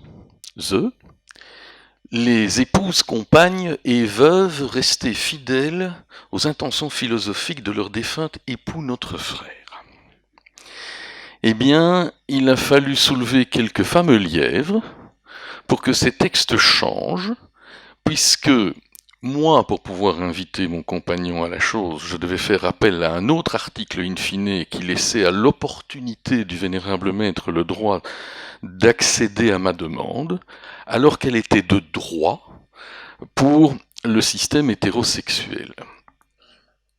Et je n'ai pas fini tout à fait mon combat sur ce sujet-là, parce que je vais les emmerder encore un peu, en leur posant dorénavant la question de la bisexualité, en leur demandant donc si alternativement un membre devait venir une fois avec son compagnon, une fois avec sa compagne, voire les deux, est-ce que ce serait possible, imaginable, sans soulever d'abord un questionnement pendant des semestres, ou pas? Ceci donc pour relativiser beaucoup de choses, et pour envoyer un message à celles et ceux qui croient d'ailleurs encore dans ces milieux que l'urgence est de discuter, de savoir si les femmes auront bien leur place dans certains de nos milieux maçonniques. Voilà, mais on se construit souvent. On se construit souvent.